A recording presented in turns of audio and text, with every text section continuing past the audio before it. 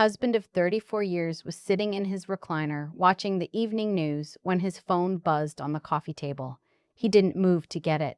I was passing through the living room on my way to the kitchen, and without thinking, the way you do things after 3 decades of marriage, I glanced down at the screen. Can't stop thinking about Sunday. You? No name. Just a number I didn't recognize, and a heart emoji at the end. I kept walking. I went to the kitchen. I stood at the sink and turned on the cold water and let it run over my hands for a long time. I was 63 years old. My hands looked like my mother's hands now. I had cooked 10,000 dinners in that kitchen. I had raised 2 children in that house. I had buried my mother-in-law, held my husband through 2 layoffs, sat with him in hospital waiting rooms more times than I care to count.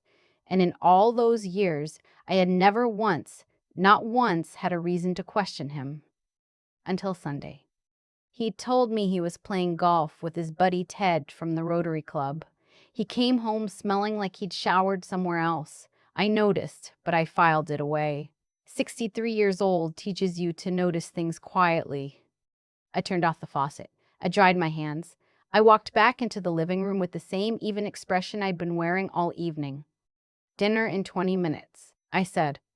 Smells good, he said, eyes still on the television. His phone was face down now. He turned it over while I was in the kitchen.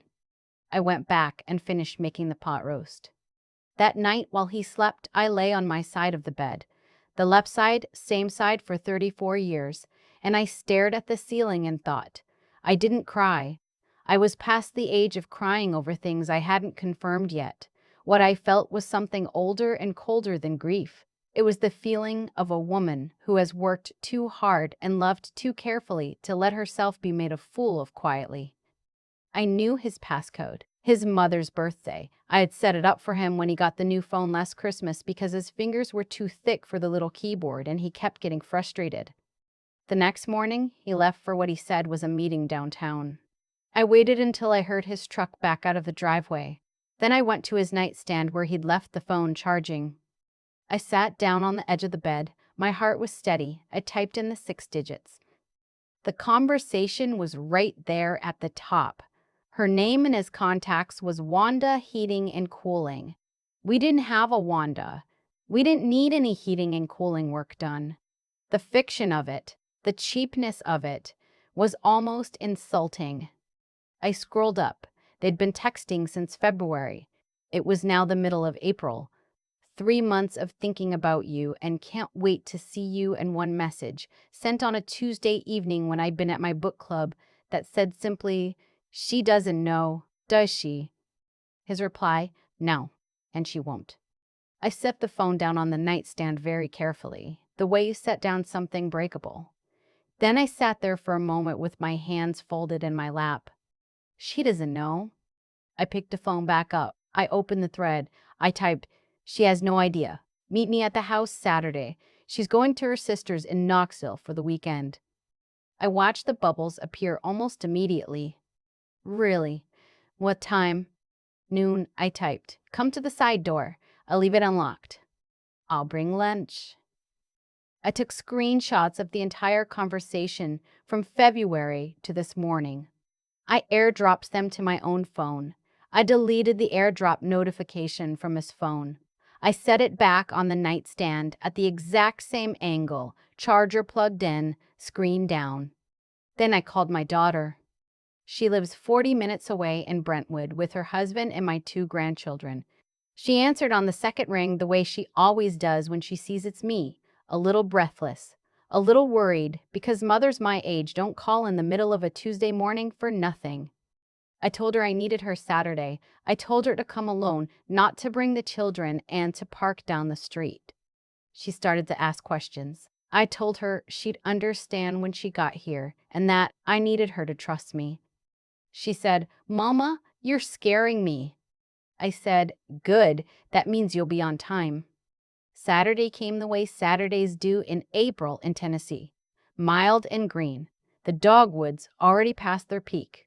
The yard looking exactly the way I'd kept it for 30 years. I'd spent Friday cleaning the house until it was spotless. I'd set out the good placemats on the kitchen table. I'd brewed a fresh pot of coffee and put the cream in the little ceramic pitcher I only use for company. My daughter arrived at 11:30 and knocked at the side door the way she's done since she was a teenager. I let her in and sat her down at the kitchen table and told her everything. I showed her the screenshots. I watched her face go through about 15 different expressions in under 2 minutes. When I finished, she was quiet for a moment. Then she said, "So she's coming here, today, at noon." "That's right. And Dad doesn't know you know." "He does not." She looked at me with those dark eyes that have looked like mine since she was 3 years old. "What do you need me to do?" "Sit right here," I said. "Don't say a word unless I say your name, and whatever happens, don't touch anything." She nodded slowly. Then she said, "Mama, are you sure about this?" I poured myself a cup of coffee and sat down across from her. "I have made every meal in that man's house for 34 years. I raised his children. I ironed his shirts when his shoulder was in a sling. I sat next to him when the doctor told us it might be cancer, and I held his hand through every test until we found out it wasn't." I took a sip. "I think I've earned the right to handle this the way I see fit." My daughter didn't say another word after that. She just reached across the table and put her hand over mine for a moment. At 10 to noon, I heard my husband's truck in the driveway. He came in through the front door with the energy of a man who thinks everything is fine. "Morning," he said, hanging up his keys. He was dressed too carefully for a Saturday at home. New shirt, hair combed. "Morning," I said. I was standing at the kitchen counter. "Coffee's fresh." He poured himself a mug. He didn't look toward the kitchen table where our daughter was sitting because the sightline from the doorway didn't reach that corner. He leaned against the counter and told me he was thinking about heading over to the hardware store later. Needed something for the gutters. I said, "That sounds fine." At noon exactly, the side doorbell rang. He froze. His mug stopped halfway to his mouth. "Expecting someone?" I asked. "No," he said. "Too fast." "No, He set the mug down. "I'll get it." "I've got it," I said, pleasantly, the way I say things when I have already decided how they will go. I walked to the side door and opened it. She was younger than I expected and older than I'd hoped. Mid-40s, I guessed. Blonde highlights a few months past their refresh. She was holding a paper bag from a deli downtown. I could smell the warm bread from where I stood, and she was wearing a smile that evaporated the moment she saw my face. I have a particular face. I've been told this my whole life. When I am displeased, I don't yell. I don't cry. I simply look at you when people find it unsettling in a way they can't quite name. I looked at her now with that face. The paper bag crinkled as her grip tightened. "Hi," she managed. I'm here to see." "I know exactly why you're here," I said. "Come on in." She did not want to come in. Every part of her body was angled toward the driveway, toward escape. But I stepped back from the doorway and held the door open with the calm authority of a woman in her own home. And something about that, the steadiness of it, the lack of hysteria she'd probably been bracing for, made her step inside. My husband was still standing in the kitchen doorway. When he saw her walk in behind me, the color drained from his face so completely that for a half second I thought he might need to sit down. Our daughter stood up from the table. He saw her then, and whatever had been holding him upright seemed to give way. He put one hand on the doorframe.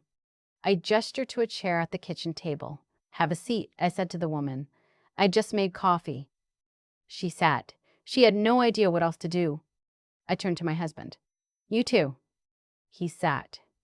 I poured 2 cups of coffee. For her, I used the mug we got free from a bank promotion years ago. White, a little stained at the rim, the kind you keep in the back of the cabinet because you never throw anything away, but you certainly don't put it in front of guests. For myself and my daughter, I used the set I bought myself 2 Christmases ago. Cream-colored, delicate, with a little gold band around the rim. I set her bank promotional mug in front of her with the handle pointing the wrong way, the small, quiet signal of a woman who has decided exactly how much courtesy you're owed. She looked at the mug. She understood. I sat down and folded my hands on the table and looked at the two of them. Since we're all here, I said, I thought it would be nice to get acquainted. I'm Millie. I've been married to this man for 34 years. This is our daughter, Renata. She drove up from Brentwood this morning. I looked at the woman. And you are? A long pause. Wanda, she said. Wanda, I repeated, like the heating and cooling company. My husband made a sound. Not a word. Just a sound. He has you saved in his phone as a heating and cooling company, I said to her conversationally. I thought that was creative, practical even. Although we haven't had any HVAC trouble in years, so if that ever came up, I'm not sure how he'd have explained a service call. I picked up my coffee. Small detail. These things have a way of getting complicated. Wanda's eyes moved to my husband.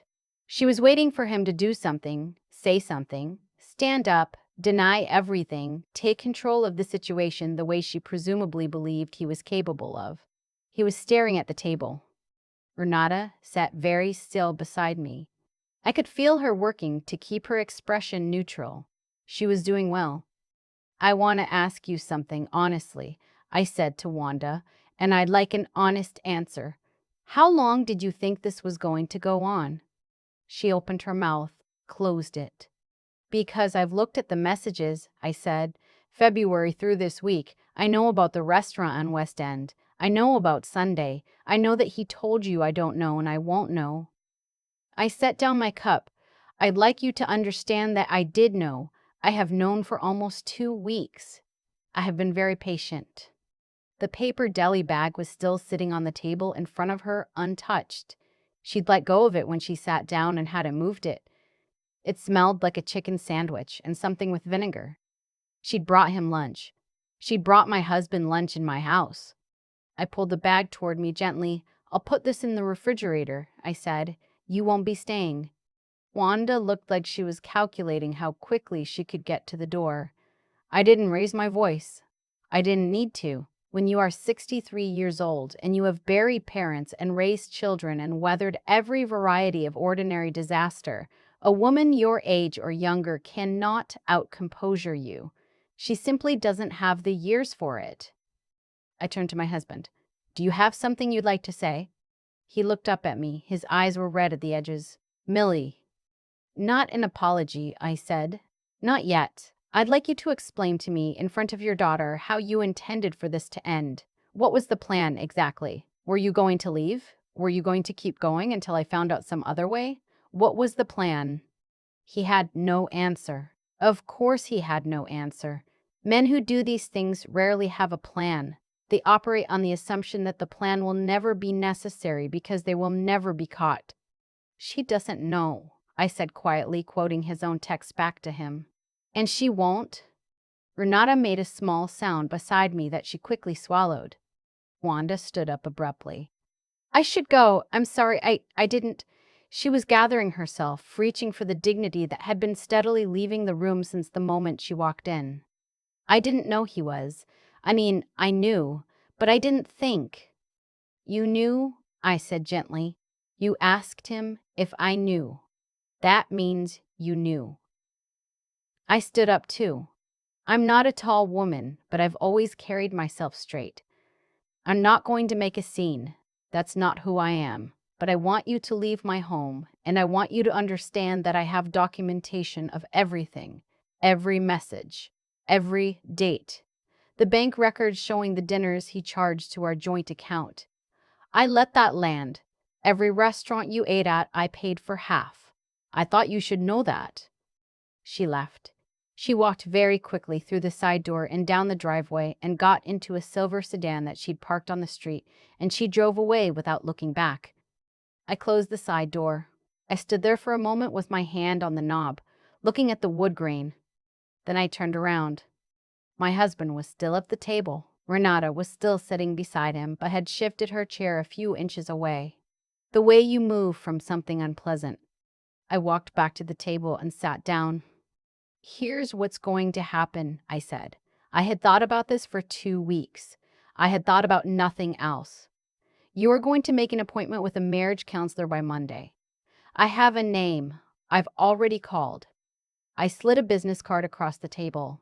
You're going to be honest with her in a way you have not been honest with me.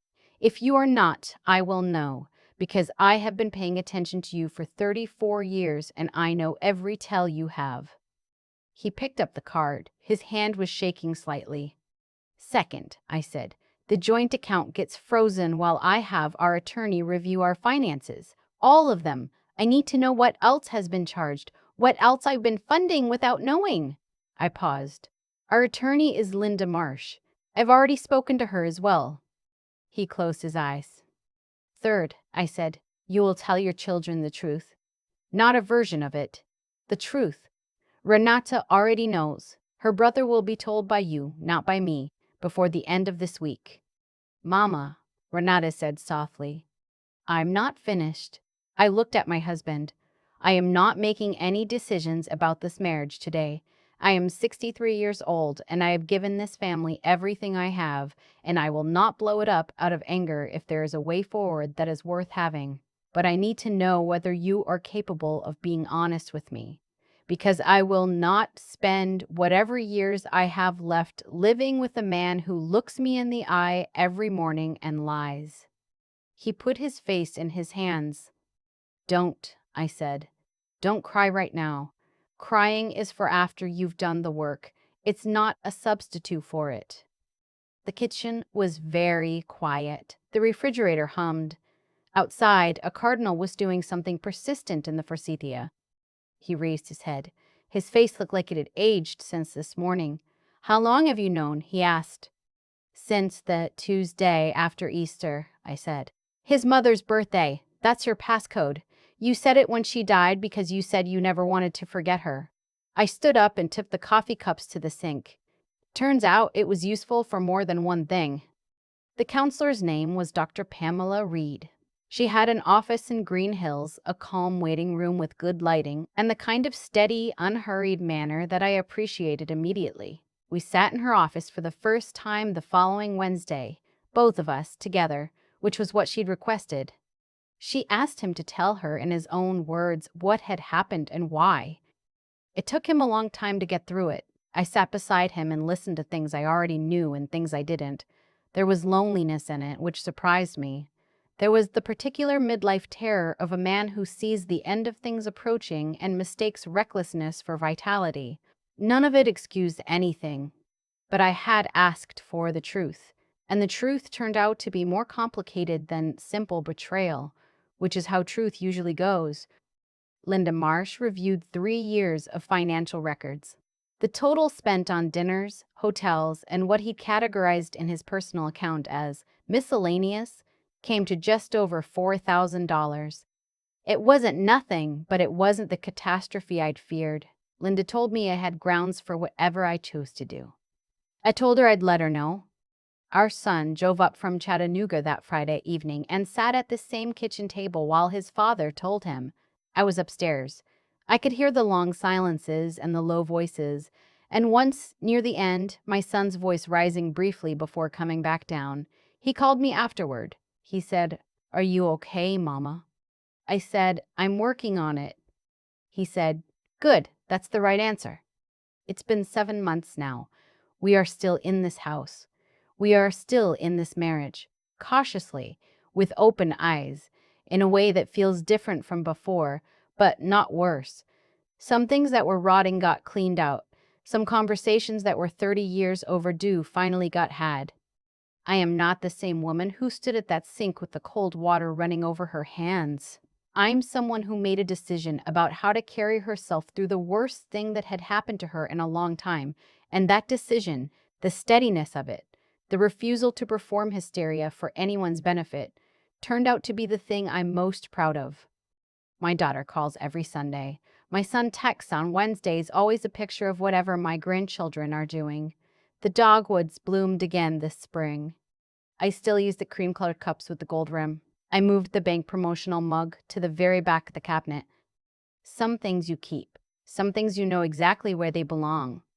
I keep thinking about that bank promotional mug, the one I sat in front of her with the handle pointed the wrong way. It cost nothing.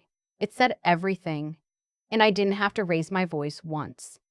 People sometimes ask, when I tell the story, why I didn't just confront my husband the moment I saw the text, why I waited, why I planned, why I went to the trouble of setting a trap instead of screaming and throwing things and doing what anyone would understand. And the honest answer is that I had already done the math on what screaming would get me. A denial, an argument, his word against mine, and nothing resolved, and me left feeling like the one who'd lost control. I've lived long enough to know that how you respond to betrayal says as much about who you are as the betrayal itself. Maybe more. What I learned. What I had to learn the hard way at 63, when I thought I already knew most things worth knowing, is that integrity doesn't disappear when someone wrongs you. It's actually when it matters most. The temptation to become ugly, to match the hurt with an equal and opposite hurt, is real. I felt it. I won't pretend I didn't. But I also knew that if I gave into it, I would have to live with that version of myself afterward. And she is not someone I want to be. There's a kind of quiet that comes from thinking clearly under pressure. Not coldness. I want to be careful about that distinction. Cold is when you stop feeling.